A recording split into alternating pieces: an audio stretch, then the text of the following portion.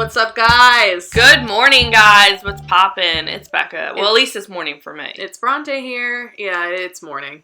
It's early on a Sunday, or it was. We have so much stuff to do today. Oh my god. I know. It's going to be crazy. We have our first test coming up. But we are wanting to jump on the mic because we want to talk about narcissists. And this is going to be a hard topic for me. Same. It is hard sharing my information and putting things out there. So that's what I have to say about it. How are you feeling about it? Narcissists really shaped my life now. I'm happy to say that I went through it because of all that I learned, but I never wish it on anyone. But no. Dating them truly changed my life. Same. That's all I gotta say. They absolutely destroyed me. I went to a place that I never want to go back to ever again. But I think I went to that place to learn all that I did now. I went to the dark place and I came back with... You came back. That's info. All that matters. If you come back. If I come back, then I'm good. But yeah, we've been wanting to do this one. This was like on the top of our list when we started the podcast, but we wanted to wait. Yeah, like I think we just needed to find our rhythm. And, you know, I'm going to do a rant about this, I think, but it is hard putting your stuff out there and people being like, oh, why are you talking about that? Or, you know, but it's like, no, this is my life. I can talk about whatever I want because this is what happened to me and it's the truth. Yep. So, let's start off with our own definition. Of a narcissist? Yep. Okay. Or a couple words, whatever. Self-centered. Okay. I got, let's see what I got. I got living in a fantasy.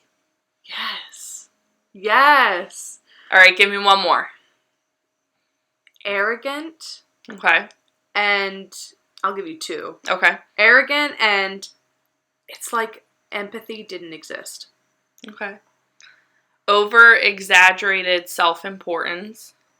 Let's do just a couple more, because actually, probably dangerous, too good to be true. Charming. Charming. That's what got me. Yep, it's same with me. Charming. Yep. It was almost like, it was like sickening almost. I was obsessed. Yeah. I'm just going to be honest, guys. I was obsessed. But when you said danger... Oh, I love danger. It was like, there was like a sense of mystery almost to it. It like gives you something that you've never felt before. Yeah. It was like thrilling almost too. It's like they knew who you were. And in the end, it was like, people know who people are in a relationship. Don't get me wrong. It's not just with narcissists, but they were trying to figure out your weak spots to then turn it against you later on. But we'll get into that later. But yeah. I think the number one, here, guys, hold on. My number one is probably controlling. Controlling, 100%. Yep. That's it. That's the definition. Well, my definition. Because there are different kind of narcissists. You know, I'm not a pro. I am not, you know, in the psych field, guys. But this is just my experience. And your experience might be totally different. But mine was definitely a control factor. Controlling and just self-centered. I think those are the two biggest, the top two. The top two. Okay. There is narcissistic personality disorder. And I didn't know that. Like, not for, like, until, like, a couple years ago. Yeah. But. Well, you know what's funny is before I even started dating, because I started dating, I mean, I had, like, you know, guys I talked to and stuff, but, like, actual dating, I didn't start dating until I was, like, 18. But I was too busy, like, riding horses and, like, you know, working doing your thing. Doing my thing to worry about guys. But I think with me is I never even knew the word narcissist existed. Yeah. I didn't know what that was.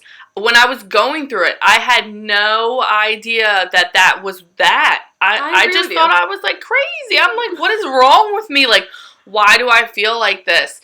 And I think it's very, very important to bring awareness because I think most girls and guys, because it can be guys too, is like some people just don't know what it is until they experienced it and then they have to go get counseling and like talk to family members and friends, and they're like, no, that's a narcissist. And you're like, what's a narcissist? I think that was an eye-opening experience for me. I love that you said awareness, because I, too, do think that, because, again, I agree with you. I had no idea what that meant. What does that even mean, narcissist? It just sounds like Did you even know that word existed before you dated? It sounds like something that grows on your back or something. You know what I mean? But it's like... And they pretty much are leeches, almost, in, like, a certain sense, too. Might as well just throw that in there. But I had no idea. But when now, looking back and helping people that are going through the exact same thing, when they show me text messages or describe how they're acting. Oh, my gosh. Remember I used to call you, and I'm like... And I read text, like, I will screenshot... because I don't hide things. I will screenshot and, like, send it to Bronte, and I'm like, how does this sound? And she's like... That's the definition of a narcissist right there. Black and white, true as day. And the fact that we can point it out. I'm like, nope, that's red flag. Don't deal with it. Nope. It is clear as day. And I think when you said bringing awareness, a lot of people go through this. Not just in relationships, in friendships. Family. And how to deal with it. Mm-hmm. Because that took me a while. Because it's not just like my ex, okay, I'm done with narcissists. Mm-hmm. You come across them all the time. All the time. And no one has time for it because they have a specific way of getting to you.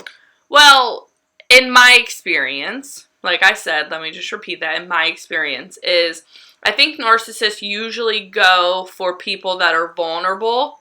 Definitely. That don't know what a narcissist is. Mm-hmm. They're not going to call them on their BS. Mm-hmm. They want somebody who's weak. Yep. It's true. And I was exactly the weak person. Yep.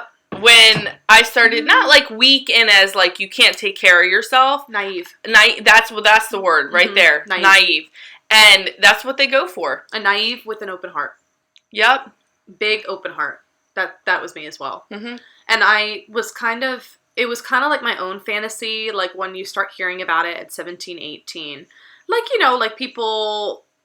You start learning that relationships do go bad, but like when you fall in love, like I did with a narcissist, mm-hmm. you just think you're invincible. Like you think like, oh, that won't happen to me. They love me. Mm-hmm. They love That's where me. I went wrong real quick. Real quick. Or it's not going to happen to me. Or, we're just going to get married and have like all these babies and stuff. No, and he's going to take care of... I'm like, what is right? He can't even take care of himself. No. And I think that's okay to have those fantasies. You're in love. Like, it was a beautiful time. Like, I felt good. Like, he was my best friend. I feel like when you first start, I feel like there's like stages. Yeah. Like... When you first date them, you're like, oh my gosh, like, what have I been missing? Mm-hmm. He's this perfect guy. Mm-hmm. And then you start seeing signs, but you see them, but you don't see them. Yeah. Because you're still so in love. And then I feel like the middle step is like, okay, so like, things are coming up, issues are resolving. Your mind's telling you something. Yeah. But your heart can't catch up yet. Because it's not on that level. And then by the end, it's like, oh, crap. You're pretty much like underwater drowning and you don't know how you got there. And the thing with narcissists, it takes such a hard lesson. It's such a hard lesson, but it takes so much energy and stuff to get out of a relationship with a narcissist. Yes, it They does. think it's easy. It's not easy. It's one like the hardest things I've ever done is to cut off a narcissist and learn how to... and if you still have to talk to the narcissist, that's even 10 times worse. Yeah. Without just blocking, you guys can block people on Facebook mm-hmm. and this and that, but when you still have to talk to them, and they're still trying to, like, control you and get in your head, and... It's a lot. It is a lot. Your soul is destroyed. And, I mean, Becca and I are going to go into more of our stories later on, but everyone that can probably relate to us knows when you break up with a narcissist, it doesn't just end at the breakup. No. A lot of the time. Like, for me, mine was still posting. Mine was still getting a hold of me. And my heart was not there yet, like, to where it is now, like, to realize this is not right. But I was still, like, more mentally aware, like, this isn't right, but I still love him. Like, it's so messed up. I hate that when you're like, I still love him. If you said stages, so if beginning, middle, end of your relationship with a narcissist... if you could sum up where you were at along the lines, because people who are listening might be in a different stage and not know. Okay, that's interesting. So in the beginning, how did you feel? I would describe it as like a high feeling. Mm-hmm. Like I just felt like I was on like cloud 9. I don't know. It was just like a drug. I mean, I don't do drugs, guys, but I'm just saying, like, I just felt like... Probably what it felt like. Probably. Mm-hmm. I just felt like complete. Yeah, like he was your best friend. Like my best friend, you know. You're very compatible. Yep. Like he paid so much attention to me. He made it seem like he had it all together. Like those kind of things. Towards the middle, though, that's when I became obsessed. Like I was just obsessed with him. Like I just thought, like, okay. I don't know. I just thought he was this like person that like, and I think I mistaked it from love. I think I do love him, but I felt like I was more obsessed. Like looking back, I was just like, yeah, like this is mine, like sort of thing. Like he was like the most perfect person. And now I'm looking back, I'm like, what is that going on? Mm-hmm. Not saying I don't still love him, I do, but and by the way, guys, nothing I'm saying is not anything I haven't told him to his face. Mm-hmm. So, you know what I mean? Just making sure you guys understand that. Now, anyway, towards the end of it, the only 2 words I could probably explain with it is completely lost. Completely lost? Like, just completely lost. I just felt like I didn't know how to get out. I kept going back. I didn't even know who I was. Right. He was like all you knew. All I knew. As well. Like, that's all I've ever, you know, and I have great friends and stuff, but I'm just saying, like, that was my life. Mm-hmm. So I had to cut my whole entire life and rebuild my quote-unquote new life. Yeah. No, I can see that. Yeah. What about you? For me, he wasn't my first, well, I dated 2 narcissists. Oh. This one is my longer term. Longer one. Because I learned a lot from him. The second one, I learned right away. Over it. Yeah. For my first one, I was young. Wasn't my first boyfriend, but first long term, like serious. Yeah. In love, like you said, best friend. He was charming. It's like he knew everything about me. We got along very, very well. Like the energy was great. The energy, it was just laughing. And it's always unmatched. Mm-hmm, unmatched. Like it was just like, it was just great. Like I'm not going to deny that. And I think that's really important. Side note, even if it ends with a narcissist, you still had great times. Oh, yeah, definitely. Very, very good times. Towards the middle, and also a lot of change was happening. We were going to college. We were getting older. We were becoming more and more independent. My mind was telling me something. My heart still loved him. We were arguing a lot more. So this is the middle stage. This is like the middle. He was pitting me against my family, my friends. But I was still in love with him. I was still defending him. But we were arguing about stupid stuff. He would make me feel guilty. He would make me feel crazy. Like, I couldn't vocalize my concerns. Mm-hmm. It felt like, why are you even worrying about that? Or don't worry about that so much. He suppressed my feelings. And I think that's one of the things that still stays with me today. Mm-hmm. Then reaching the end, it ended very poorly. That's the worst when it ended poorly. And when I look back and when I got over it, even after the breakup, like I was still obsessed over him. I still loved him. And then of course time heals all. You got to be patient with time.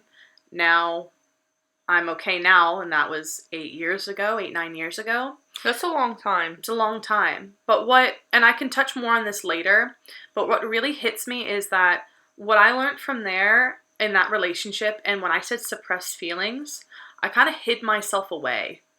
And that later transitioned on to other relationships and other friendships that I made because I don't trust people. I became very cold.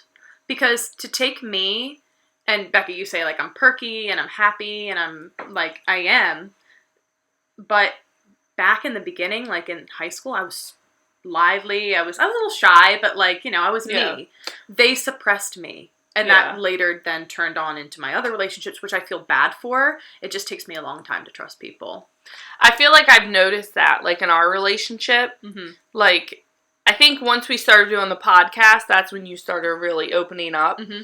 And I think that, I mean, I open up a lot more to people, probably than I should. Hence is why I'm telling, I feel like, my business on with you guys. But I think that, like, I really started to see it once we started doing the podcast and we started talking every day. And I started sharing my stuff way before you started sharing yours, which is fine. I mean, that's just our personalities. So I get what you're saying. I think that's where it stems from. Like, because he would get into my head. People think you're crazy. People, like, you don't have to be that Why do they always got to say, oh, you crazy? Are crazy. And it gets to you and you're you like, about what? to see crazy. Yeah. See, that's the point I'm at now with... you know, whatever. Not gonna say his name. But if you guys know me, then you know who it is. But anyway, so, you know, like, now I'm the opposite. Now you're gonna call me crazy. Then I'm gonna be like, you about to see crazy.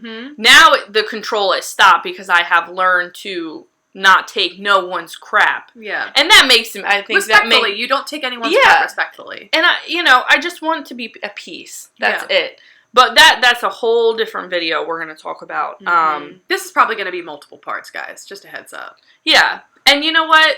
Even if we don't get no views or we get thousands of views or not, this is very therapeutic to me. Yeah. And I feel like I have a voice. But we're going to save that for a rant. I think we should wrap it up and say, what was your first sign? What was one of your first signs that, like, was like, wait, like a slap in the face, like something's wrong. Probably shouldn't be in this relationship. My God. Oh my God. I would say eliminating friends. Because he was like keeping me all to himself. And I didn't even realize it. Did you just think because he loves you? Like, oh, we just want to spend time together. We want to spend alone time. But then it was like we were always hanging out with his friends in a group. We never were really hanging out with my friends. So... that was eye-opening, and then when he started guilt-tripping me a lot. Yeah. Like, but I didn't realize it. I'm like, okay, yeah, maybe it is me and I'm overreacting. But when it was every time, I'm like, no, it's not just And then when you try to, like, fight back, it's like... you lose every single time. You lose because they just come up with something different. It would be ridiculous. He would bring up stuff like that was from, like, from the beginning that was like years ago or something. Like he would pull in something that's non-related. Yeah. But make it sound like it was. It was just nuts. But yeah, those were my first signs. It should be, that's crazy. What about you? How are you going to steal mine though? Oops. Girl. Alright, then come up with it. Well, hold on. So it's kind of like yours. I think that, like, it would be like every day, like, if I wasn't with that other person, it would just be like, no, like, I miss you, come see me. And, like, there's nothing wrong with that in the beginning of a relationship. You know, you get that high feeling and you're just, like, in the honeymoon phase. Everyone goes through that. But I think it was just, like, to the point where, like, if I wanted to go out with my girlfriend, it would be, like, if he was at work, it would be okay. But, like, if he was home, then I would have to be home with him. Like, I would always have to match my schedule to his. His schedule, right. His schedule to my, whatever. You guys know what I'm saying. He would always have to match his schedule with mine. And it was just like, I just felt like we had the same exact schedule. At one point, we had the same, guys, we used to work together, but we had different days off. And then all of a sudden, next thing I know, he started having the same days off that I had off. And I was like, how'd you get that switched? You know what I mean? Ah, okay. So we had the same schedule, but I was just like, oh, he loves me. And I'm not saying he doesn't. I think he still loves me, but... interesting. Okay. You know what I mean? Like, it's just, it's weird. This is a weird topic, and it's weird for me. It's making me feel weird inside, but good, if that... yeah, like, I'm glad I'm telling, you know, my story. It just... because I feel like weird. I'm about to explain... the way I am to people, because people like who've gotten close to me know why I'm the way I am. People on the outside probably just generally think like, she's a nice girl, she's sweet, she's kind. I am damaged, like inside too. Yeah. So, like you said, like once you learn more about me, like, oh wow, I had no idea because I'm afraid to put it out there. It is scary. It is like therapeutic. Wait, one more question. Hold on, because Yeah. you guys know I like questions. Are you afraid of your ex hearing this? Or the person? No. No? I would say a couple years, like if this was a couple years earlier, yes. But that's just the amount of control and like how messed up I was. Now, I know how to take care. I am an independent woman, and I know how to take care of myself. And now I know how to be independent and not have a guy to be happy. Let me just make that clear. When you reach that point, I feel like you know how to make yourself happy without a person. That person should make you happy. They should respect you and add happiness, not take it away. I will just make that clear right now before I say this. I am not afraid for my exes to hear this podcast because, like you said earlier, I am not afraid to tell them in person or they haven't already heard it before. But I will send mine the link right now. Yeah, but you know what? At the same time, I mean, I think deep down inside, it's a little scary if he hears it, but it's like.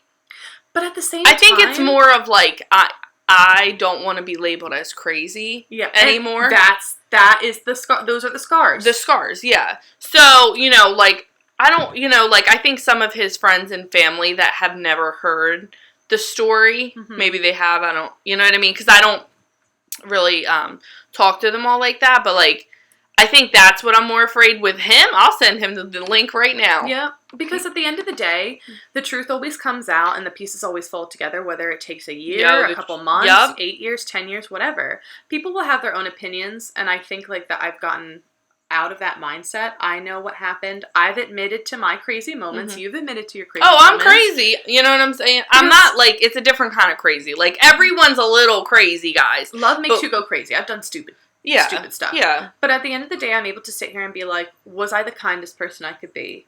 Mm-hmm. You didn't deserve what happened. Yeah. But it's okay because now you've healed. Now you get to maybe try to help other people. And I think that's the whole reason why we're doing this, guys. It's not to bash on people like the cheaters. It's to bring awareness to a situation where maybe I hoped or wanted to hear a podcast when I was younger before I got into this relationship because I didn't know what it was. So maybe there's girls or guys out there listening who let me do more research. And maybe this will save you guys plenty of years of heartache. Most painful thing I've ever experienced. It was so painful. I couldn't breathe. Like, it just felt like I wanted to die. It felt like I was destroyed inside and I didn't even know who I was anymore. So I didn't know who to be mad at. Mad at me, mad at him. Yeah. But when I think about it, at the end of the day, he probably still, the one specifically that I'm talking about probably thinks I'm crazy. Oh, they probably do. The other one that, him and I are civil. But the one I'm specifically talking about, he probably still thinks I'm crazy. But if he got over himself, and if we could sit down and talk about it, the crazy thing is him and I would probably get along, I think. I would just be at a stage, I know who you are as a person, we've dated before, whatever. Yeah. But if he just got over himself, we could probably have a civil conversation and talk about it. I don't know if they ever get over themselves, though. Probably not. It takes a lot of work. It doesn't just change overnight. No, it takes years and years. And you think that they changed. They haven't changed. Mm-mm. And I would probably still be apprehensive of having him as a friend, too. I'm not afraid to say it. I still have him at, like, arm's length. Like, the one that I'm, like, civil with. I don't know if I would ever be friends. Depends on how it ends, I think. Yeah, that's true. Because the second one I dated still ended kind of bad. But, I mean, like, there's, like, 5 or 6 years in between, so we're over it, and we didn't really date for that long. But the first one, that was, like, absolute. I had no idea. Yeah. Like, what to do. But we'll get more into that later. But yeah. This is just a little part one, a little intro. Mm-hmm. So I really hope you guys join us on this journey the next couple weeks because it is big topics for us. So we kind of wanted to start it off with a little bit, like a little overview, and then we're going to dive into parts of it. So if you listen to this and you want to message us about a personal story, or if you want to message us about something that we want to cover pertaining to narcissists, like maybe specific narcissistic friends, maybe not relationships, in general, or anything about that, please let us know because we're going to be covering this for a couple weeks, so we can add that in there. Yeah. So, but I think it's a good mark to end. I think, unless you want to add anything else. Nope.